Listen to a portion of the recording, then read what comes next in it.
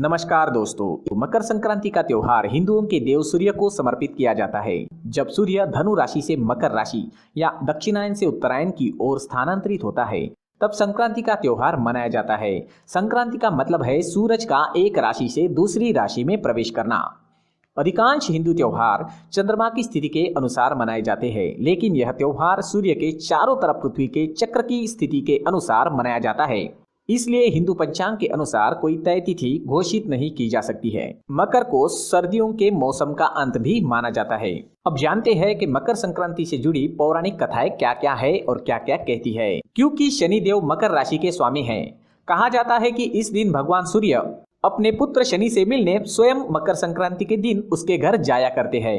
अतः इस दिन को मकर संक्रांति के नाम से जाना जाता है।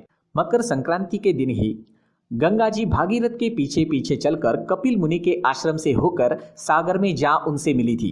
यह भी कहा जाता है कि गंगा को धरती पर लाने वाले महाराज भागीरथ ने अपने पूर्वजों के लिए इस दिन तर्पण किया था। उनका तर्पण स्वीकार करने के बाद इस दिन गंगा समुद्र में जाकर मिल गई थी। इसलिए मकर संक्रांति पर गंगा सागर में मेला लगता है। महाभारत के महान योद्धा भीष्म पितामह ने अपनी देह त्याग के लिए सूर्य के मकर राशि में जाने तक का इंतजार किया था। मकर संक्रांति के दिन ही भगवान विष्णु ने असुरों का अंत कर युद्ध समाप्ति की घोषणा की एवं सभी असुरों के सिरों को मंदार पर्वत के नीचे दबा दिया था। इस प्रकार यह दिन बुराइयों और नकारात्मकता के अंत का दिन भी माना जाता है। माता यशोदा ने जब कृष्ण जन्म के लिए व्रत किया था, तब सूर्य देवता उत्तरायण काल में पदार्पण कर रहे थे और उस दिन मकर संक्रांति थी। माना जाता है उसी दिन से मकर संक्रांति का व्रत प्रचलन शुरू हुआ था।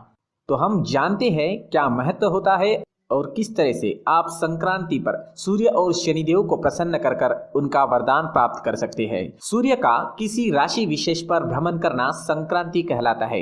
सूर्य हर माह में राशि का परिवर्तन करता है, इसलिए कुल मिलाकर वर्ष में 12 संक्रांतियां होती है, परंतु 2 संक्रांतियां सर्वाधिक महत्वपूर्ण होती है, मकर संक्रांति और कर्क संक्रांति।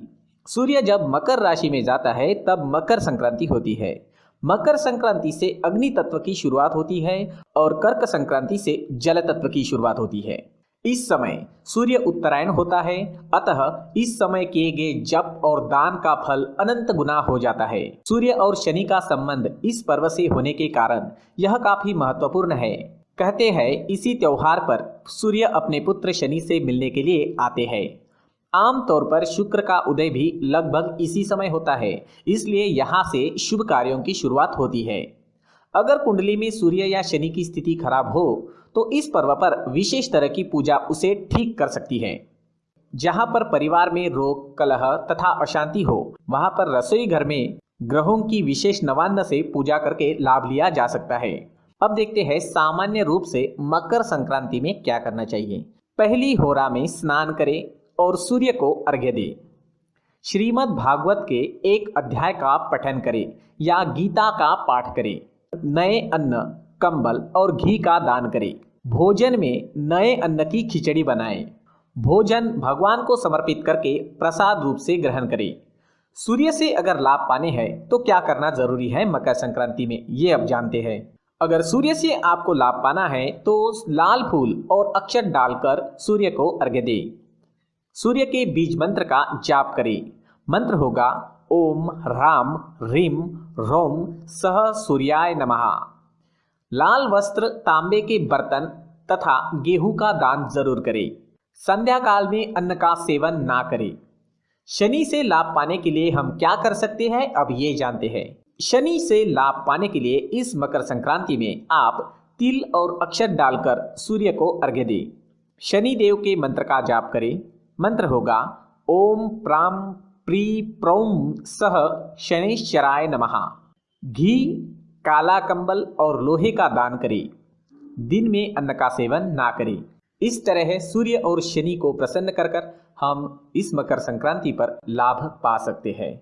जी हाँ, मकर संक्रांति को भारत के अलग अलग हिस्सों में अलग अलग नामों से जाना जाता है और अलग अलग तरह से मकर संक्रांति मनाई जाती है। चलिए हम डिटेल में जानने की कोशिश करते हैं। भारत में मकर संक्रांति के दौरान जनवरी माह में नई फसल का आगमन होता है। इस मौके पर किसान फसल की कटाई के बाद इस त्योहार को धूमधाम से मनाते हैं। भारत के हर राज्य में मकर संक्रांति को अलग अलग नामों से मनाया जाता है। उसमें से एक नाम है पोंगल। पोंगल दक्षिण भारत में विशेषकर तमिलनाडु, केरल और आंध्र प्रदेश में मनाया जाने वाला एक महत्वपूर्ण हिंदू पर्व है। पोंगल विशेष रूप से किसानों का पर्व है। इस मौके पर धान की फसल कटने के बाद लोग खुशी प्रकट करने के लिए पोंगल का त्योहार मनाते हैं। पोंगल का त्योहार तई नामक तमिल महीने की पहली तारीख यानी जनवरी के मध्य में मनाया जाता है। 3 दिन तक चलने वाला यह पर्व सूर्य और इंद्र देव को समर्पित है। पोंगल के माध्यम से लोग अच्छी बारिश, उपजाऊ जमीन और बेहतर फसल के लिए ईश्वर के प्रति आभार प्रकट करते हैं। पोंगल पर्व के पहले दिन कूड़ा कचरा जलाया जाता है, दूसरे दिन लक्ष्मी की पूजा होती है और तीसरे दिन पशुधन को पूजा जाता है। दूसरा नाम है उत्तरायण। उत्तरायण खासतौर पर गुजरात में मनाया जाने वाला पर्व है। नई फसल और ऋतु के आगमन पर यह पर्व 14 और 15 जनवरी को मनाया जाता है। इस मौके पर गुजरात में पतंग उड़ाई जाती है। साथ ही पतंग महोत्सव का आयोजन किया जाता है जो दुनिया भर में मशहूर है। उत्तरायण पर्व पर व्रत रखा जाता है और तिल व मूंगफली दाने की चक्की बनाई जाती है। तीसरा नाम है लोहड़ी। लोहड़ी विशेष रूप से पंजाब में मनाए जाने वाला पर्व है जो फसलों की कटाई के बाद 13 जनवरी को धूमधाम से मनाया जाता है। इस मौके पर शाम के समय होलिका जलाई जाती है और तिल, गुड़ और मक्का अग्नि को भोग के रूप में चढ़ाई जाती है। और एक नाम है माघ बिहू या फिर भोगाली बिहू। असम में माघ महीने की संक्रांति के पहले दिन से माघ बिहू यानी भोगाली बिहू पर्व मनाया जाता है। भोगाली बिहू के मौके पर खान पान धूमधाम से होता है। इस समय आसाम में तिल, चावल, नारियल और गन्ने की फसल अच्छी होती है। इसी से तरह तरह के व्यंजन और पकवान बनाकर खाए और खिलाए जाते हैं। भोगाली बिहू पर भी होलिका जलाई जाती है और तिल व नारियल से बनाए व्यंजन अग्नि देवता को समर्पित किए जाते हैं। भोगाली बिहू के मौके पर टेकेली भोंगा नामक खेल खेला जाता है। साथ ही भैंसों की लड़ाई भी होती है। और एक नाम है वैशाखी। वैशाखी पंजाब में सिख समुदाय द्वारा मनाए जाने वाला एक प्रमुख त्योहार है। वैशाखी के मौके पर पंजाब में गेहूं की फसल कटने लगती है और किसानों का घर खुशियों से भर जाता है। गेहूं को पंजाब के किसान कनक यानी सोना मानते हैं। वैशाखी के मौके पर पंजाब में मेले लगते हैं। लोग नाच गाकर अपनी खुशियों का इजहार करते हैं। नदियों और सरोवरों में स्नान करने के बाद लोग मंदिरों और गुरुद्वारों में दर्शन करने जाते हैं। भारत त्योहारों का देश है और कोई भी मौसम हो, यहाँ कोई न कोई त्योहार उससे जरूर जुड़ा हुआ होता है। आज हम मकर संक्रांति की बात कर रहे हैं। यह खुशियों का त्योहार है और इस दिन लोग नए कपड़े पहनते हैं, घर में पकवान बनते हैं और बच्चे और बड़े सब मिलकर पतंग उड़ाने का मजा भी उठाते हैं। इस त्योहार में लोग अपने घरों में तिल और गुड़ के लड्डू बनाते हैं और एक दूसरे को बांटते हैं। घर की महिलाएं इस दिन हल्दी और कुमकुम का मिश्रण बनाती है और पूजा के बाद घर के बाकी सदस्यों के माथे पर इसका टीका लगाती है और उन्हें शुभकामनाएं देती है। इन सब चीजों के अलावा इस त्योहार की एक और खासियत है, वो है अधिकतर लोग इस त्योहार में काले रंग के कपड़े पहनते हैं, जबकि काला रंग हिंदू धर्म में किसी भी त्योहार में अशुभ माना जाता है। आइए जानते हैं आखिर क्यों मकर संक्रांति के दिन लोग काले कपड़े पहनते हैं। हिंदू धर्म के अनुसार इस दिन सूर्य उत्तर दिशा में प्रवेश करता है।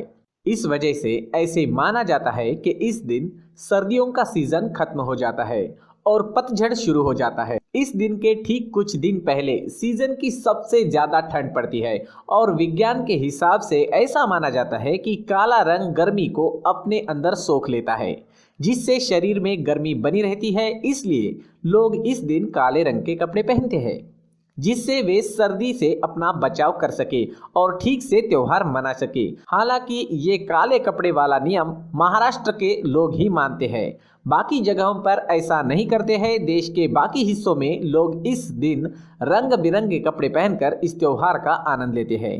तो दोस्तों, ये थी मकर संक्रांति के बारे में एक अनोखी जानकारी। अगर ये जानकारी आपको अच्छी लगी तो इस वीडियो को लाइक जरूर करें। धन्यवाद।